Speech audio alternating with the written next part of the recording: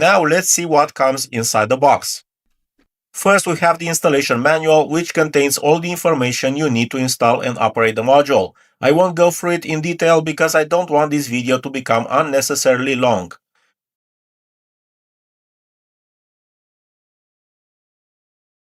Here we have the LVDS cable, which carries the video signal.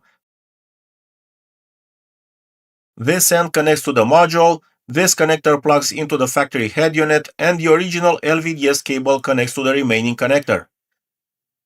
Next, we have the wiring harness for the reverse camera, front camera, and USB port. Every connector is clearly labeled, making it almost impossible to connect anything incorrectly. We also get a dedicated USB cable for wired Apple CarPlay in case you prefer using a cable instead of the wireless connection. It can also be used to play media files from a flash drive. Here we have the main wiring harness. It features 4 power and data connectors that connect to the head unit and the screen, along with a white connector that plugs directly into the CarPlay module. Everything is completely plug and play.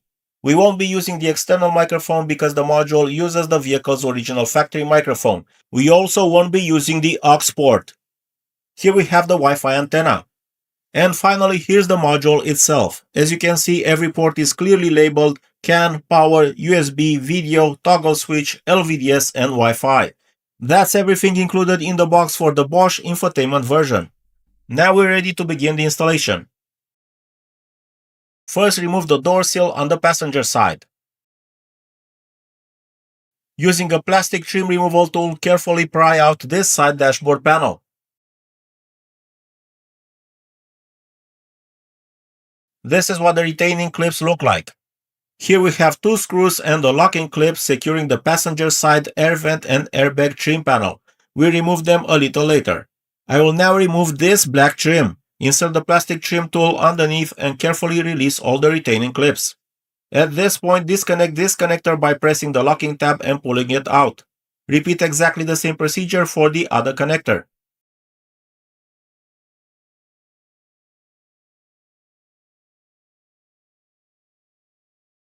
We can now put this trim aside. Now let's move on to the passenger side trim. Using a T20 Torx bit, remove the 2 screws we mentioned earlier. We also need to release this retaining clip. However, before removing the trim completely, there are a few additional screws hidden underneath the area where the black trim was located.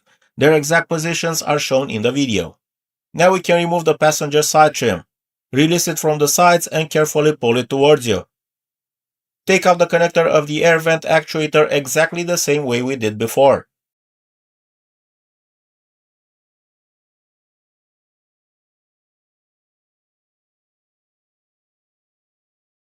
I like to keep all of the screws organized according to where they came from. It makes reassembly much easier later, especially since there are a lot of them and also have different sizes.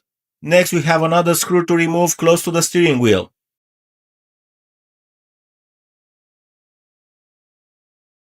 Remove this small cover with a trim removal tool.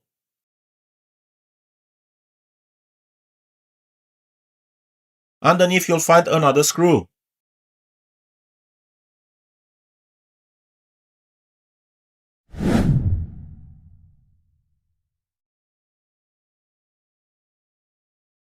Now we can remove the instrument cluster surrounding trim.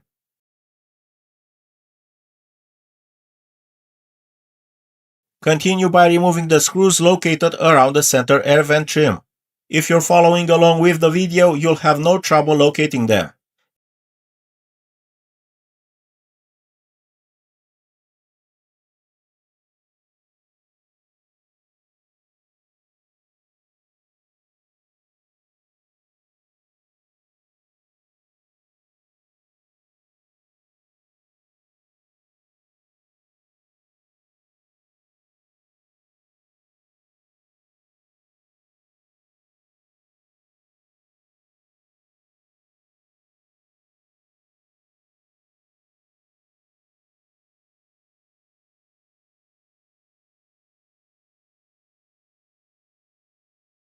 At this point, we can carefully remove the center air vent trim.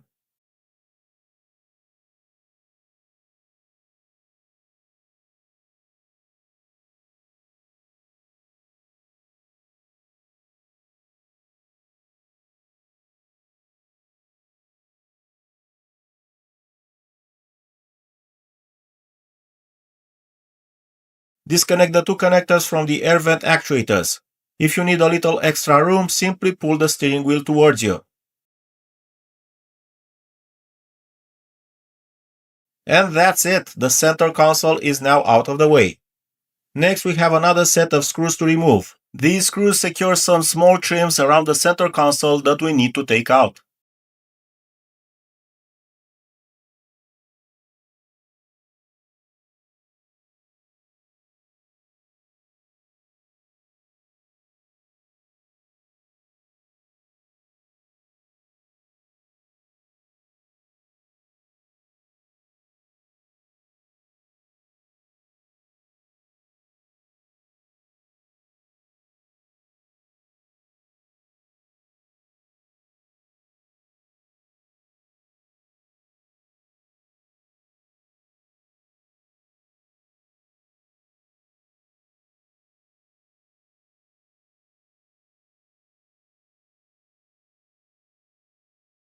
To take out this trim, insert a thin removal tool between the gray and black panels. Then use a larger trim to pry it out from underneath. This is what the retaining clip system looks like. Remove the two screws that were covered by the black trim. Next, remove the silver trim panel using a trim removal tool. Once again, you can clearly see the retaining clips and the screws that need to be removed.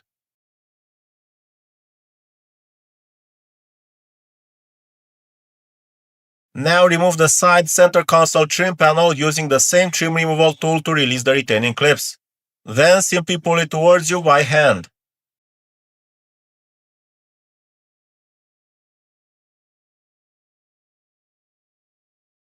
Repeat exactly the same procedure on the passenger side. Now remove the 4 screws securing the infotainment unit, followed by the 4 screws securing the climate control panel.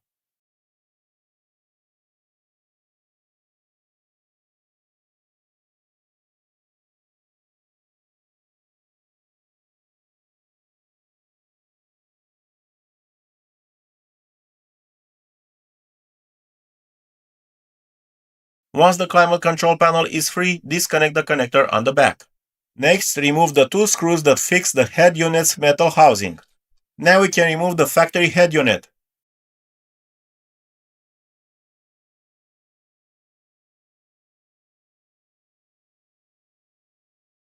I then remove the 2 screws fixing the glove box in the upper part.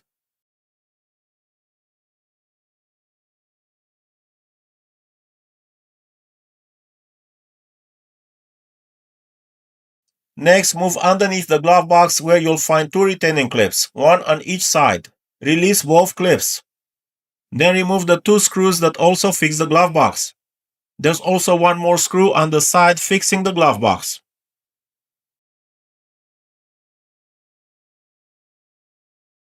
At this point, we can remove the glove box. This is exactly where we'll be mounting the CarPlay module, right above it on top of the felt. Now take the cable with the white connector of the main wiring harness that will connect to the CarPlay module. I then placed aside the display and the factory head unit so I could route the wiring harness through the dashboard. Feed the harness through the dashboard until it comes out at the top. If you're following along with the video, you'll see it's a very straightforward process. Simply keep pulling the harness through until you reach this point. The large connectors should remain at the bottom next to the factory head unit, while the smaller connectors should be routed to the display. Now disconnect the original power and data connector from the back of the screen and perform the bypass. Plug the factory connector into the female plug, then connect the remaining connector in place of the original connector. I will then create the bypass for the LVDS cable. Take out the light blue LVDS connector from the back of the screen and plug it into the matching light blue aftermarket connector. The aftermarket light blue male connector now goes in place of the original LVDS connector.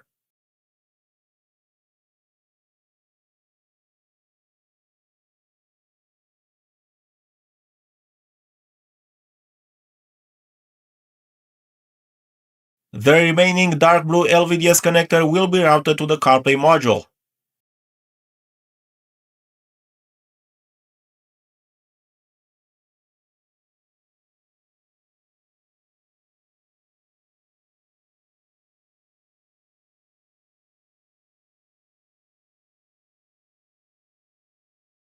We are done with the connections for the screen, but I will not fix it in place before I test if everything works. We are now going to do the same bypass type connection for the large connector of the media unit. Disconnect the main connector by pressing the locking tab exactly the same way we disconnected the previous connectors.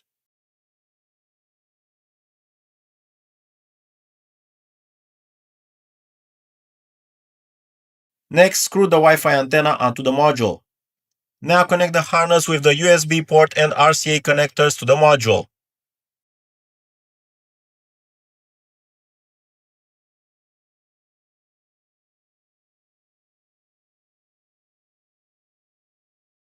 Then connect the power and data cable coming from the main wiring harness we previously routed through the dashboard. Attached to it, you'll also find the mic out cable. Connect it to mic in, then secure both connectors together with electrical tape to prevent them from coming loose.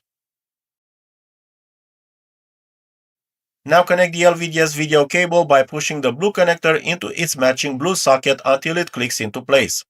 I initially forgot to route these cables through the dashboard, so I had to remove them and do it again properly.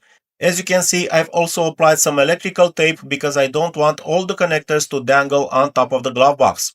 All the wiring and the module will sit on top of the felt that insulates the glove box to prevent any noises.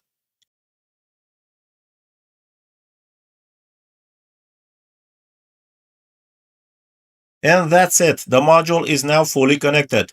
I also connected the climate control console just to make sure I don't get any error messages.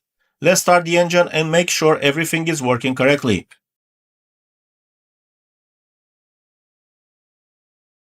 The infotainment system will automatically reboot.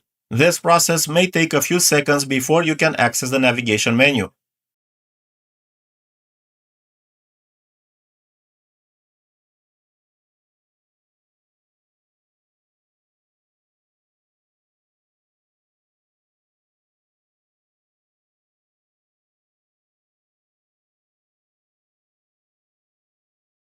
And there we go, wireless Apple CarPlay is now installed and working perfectly.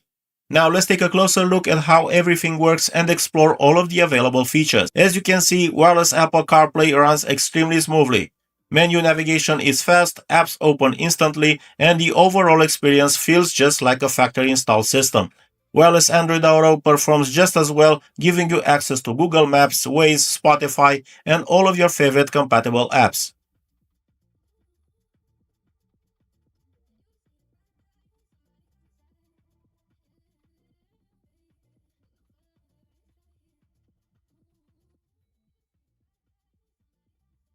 And if you'd like to mirror your phone's display directly onto the factory screen, simply use the screen mirroring function. That concludes both the installation and the overview of this CarPlay module. As you've seen, everything works exactly like a factory system. Wireless Apple CarPlay, wireless Android Auto, and screen mirroring are all fully functional, while the original sound quality, steering wheel controls, and every factory infotainment feature remains completely unchanged.